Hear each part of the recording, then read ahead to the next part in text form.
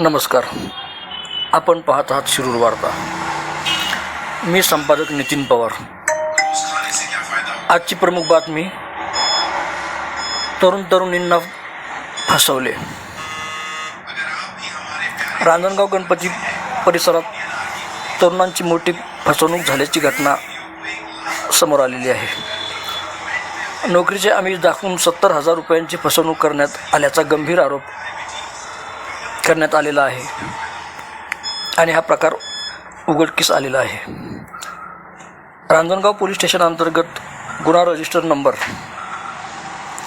2/2026 नुसार भारतीय न्याय संहिता कलम 318(4), 351(2), 351(3), 352 आणि 3(5) अंतर्गत गुन्हा दाखल करण्यात आलेला आहे.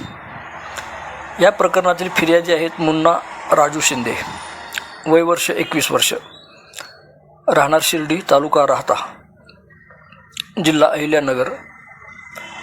घटना दिनांक 30 डिसेंबर 2025 रोजी रात्री 10 वाजता रांजणगाव गणपतीच्या हद्दीत असलेल्या सुखकर्ता मंगल कार्यालयाजवळ घडली आहे. आरोपीने MSF फोर्स कंपनीच्या नावाखाली बंदोबस्ताच्या नोकरीचे आमिष दाखवले होते.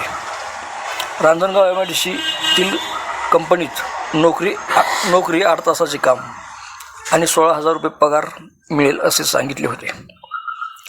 ड्रेस आणि किटच्या नावाखाली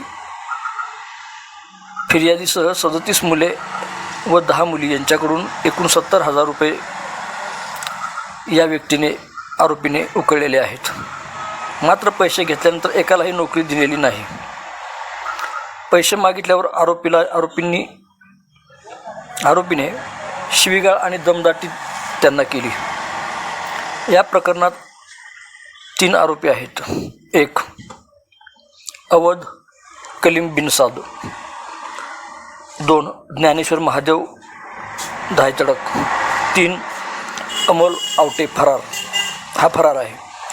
पोलिसांनी आरोप क्रमांक 1 आणि 2 यांना ताब्यात घेतले असून आरोपी क्रमांक 3चा शोध सुरू आहे. महत्त्वाची बाब म्हणजे या फसवणुकीत गेलेले 70,000 रुपये अद्याप मिळालेले नाहीत.